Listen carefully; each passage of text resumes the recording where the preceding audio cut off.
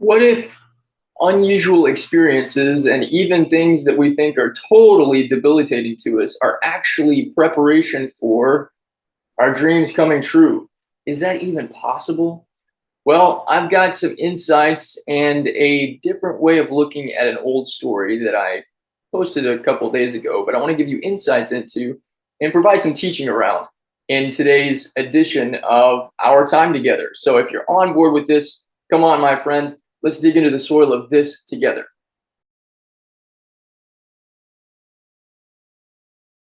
Welcome back to you. My name is D. Grant Smith. I am the growth farmer for personal development through the lens of spirituality and storytelling, bringing a combination of teaching and resources and simple practical tools into your life to help you grow more love, happiness, peace, and fulfillment.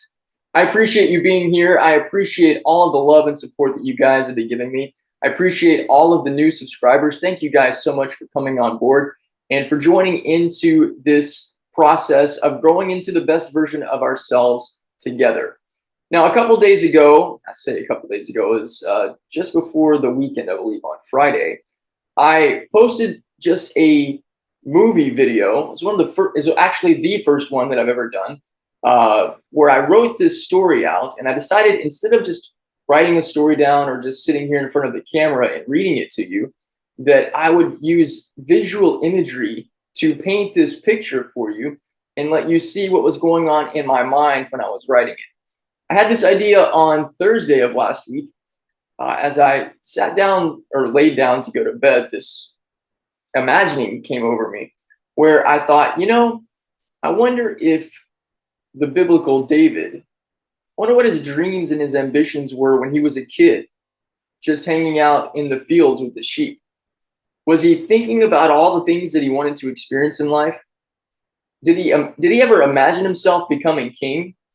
Was that something that even really registered and crossed his mind after Samuel anointed him with oil? Did he understand what any of that meant?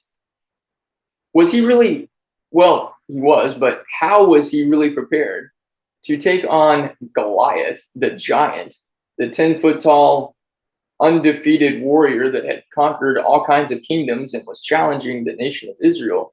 And everybody in the Israeli army was scared out of their boots. How is this shepherd boy kid so brazen in his confidence and determination and so willing to take on that kind of a challenge without a sword, armor, military training? It's really remarkable. And so as I was thinking about that, this idea came to me of a journal that David, the writer and psalmist, might have written in that time period between getting anointed with oil by Samuel the prophet and facing Goliath. There's so much that took place inside his life that we don't get to see by looking at the scriptures alone.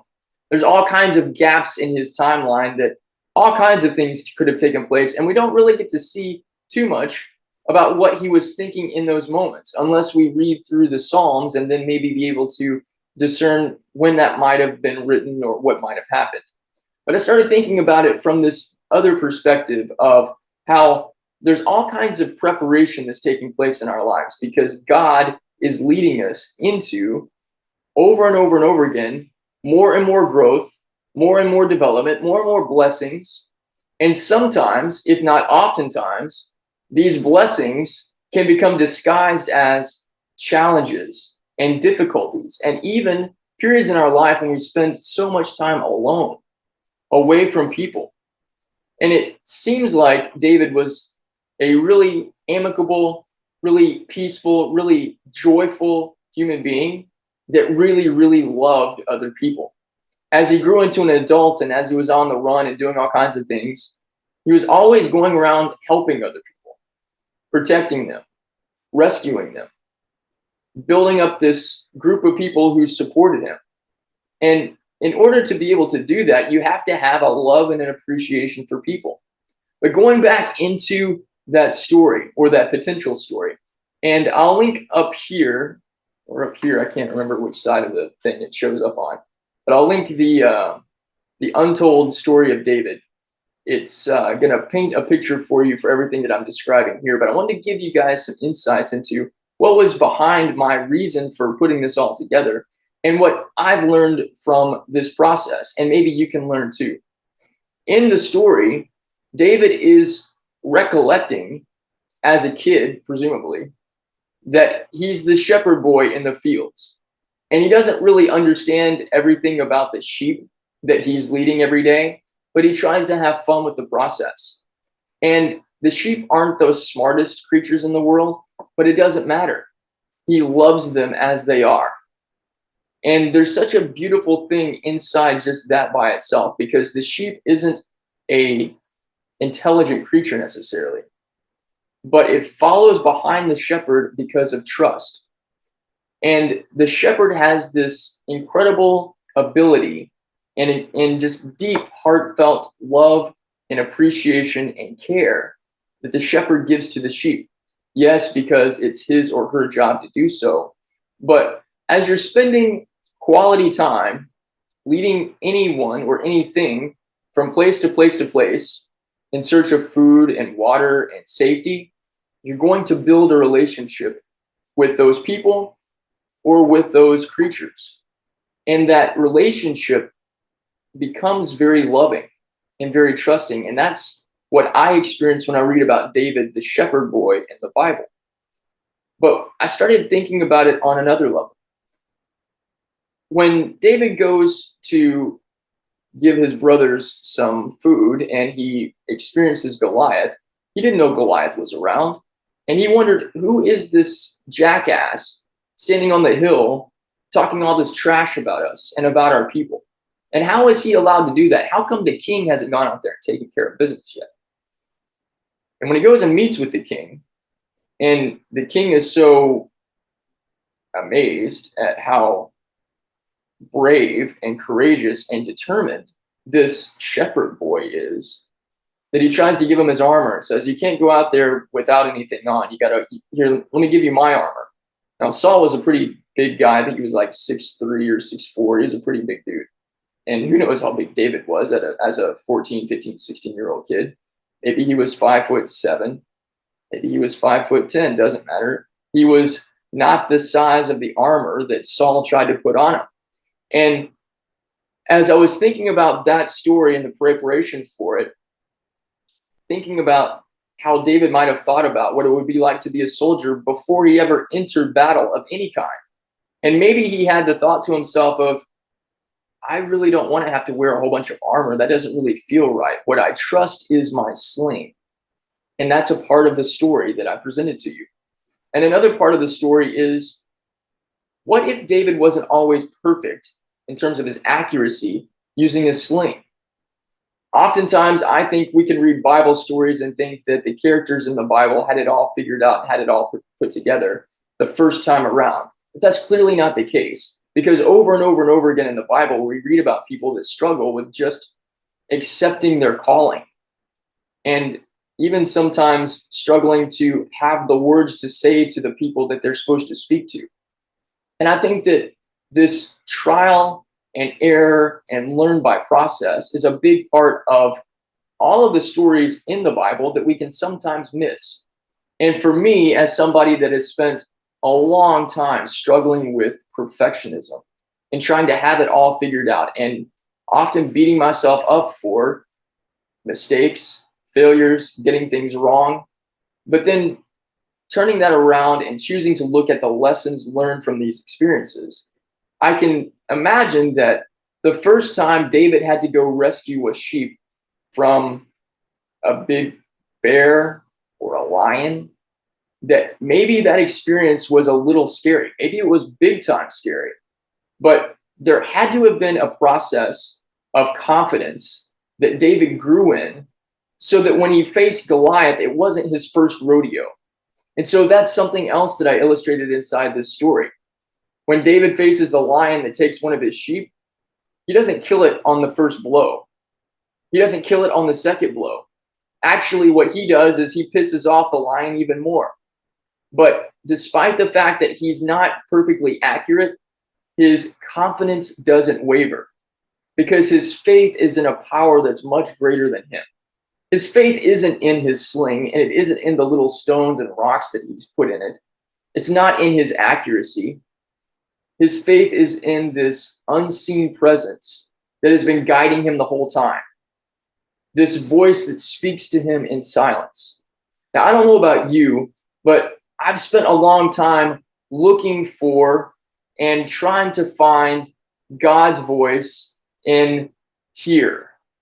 And I've been learning that God doesn't always speak to me in here, and he doesn't always speak to me in words. It's the heart where God speaks. And here's something that I didn't illustrate in this story, but I've written another story, and maybe I'll put a video together for that, a little animated movie for you. But it's the idea that David, being a man after God's own heart, means that David spoke God's language, the language of the heart. And from the language of the heart, that's why he was chosen to be king. Not because he was the smartest, not because he was the fastest, not because he had the most military skills, not even because he was the most financially adept or knew how to manage money and people and things. It was because he had a heart that looked like God's, a heart that was led by love. That's the ultimate thing that I wanted to present in that little video that I put together for you. And I'll also drop a link for it down below in case you missed my pointing to it earlier. But it's this idea that every step along the way, whether we look back at our lives, at our youth, and the experiences that we had through challenges and stuff that didn't make any sense at the time, or we look at maybe our 20s and 30s and similar things, stuff with our job, stuff with our family, stuff with relationships, and things that just didn't seem to make any sense at the time, but we can see that what it was actually doing was helping us awaken to who we really are, awaken the divine within us, and start to begin this process of removing ourselves from all of the conditioning that we've taken on over the course of our lives by what other people have told us that we're supposed to be, what society or culture has told us that we're supposed to do, or how we're going to be good enough for anybody or anything, and we come back to ourselves. And as we come back to ourselves, we come back to God, because God lives within us. God lives within everyone. It doesn't matter whether you are a believer in the Bible or Christianity, or you follow any other faith-based practice. I am very much not about religion of any kind being one and only religion. We as a human species, we are one. We are all united as one. And so whatever your faith practice is, welcome. You're welcome here. Everything we're doing, every piece of life is a little bit of preparation, a little bit of us coming into a greater awareness of who we really are. And we never know what giant opportunities lay in front of us. And that was the last thing that I had in that short story video that I put together, was David asking himself a question. Who knows what giant opportunities lay before me? I guess I'll have to wait and see. And that last image is Goliath the giant waiting for him. He doesn't know that in the next week, in the next month, whenever it was going to be, that an opportunity of a lifetime for him to show up in full David awesomeness, full faith, full confidence, full God present self would change his life and the lives of his family forever. We don't know when those opportunities are going to come. But if we will allow ourselves to be in a place of surrender and in a place of acceptance and in a place of, regardless of what's going on around us, see it as an opportunity for us to prepare and for us to grow in our faith, all kinds of amazing magic can happen. What do you think? If you're on board with this teaching and with this principle and with allowing yourself to see your journey as an ongoing preparation for new and greater things, drop down into the comments and let me know below. Also, please give this video a thumbs up and subscribe if you haven't already. I appreciate all of the subscribers, all of you guys. I appreciate all of the loving comments that you give. And I also appreciate all of you who have come in and joined into what's going on with me at growthfarming.com. We've got so many amazing new people coming in regularly, being a part of our community, partaking in the amazing collection of stories and courses and resources to help you level up your life and live in more peace, joy, love, and fulfillment. All of that, once again, is at growthfarming.com. I will put a link down below so that you can see how you can be a part of what we're doing. If you'd like to support this channel and support me in the work that I do, I appreciate your support. I'll also put a link down below for how you can do that. Thank you very much for being here. I appreciate you. I bless you. I love you, and I'll see you again soon.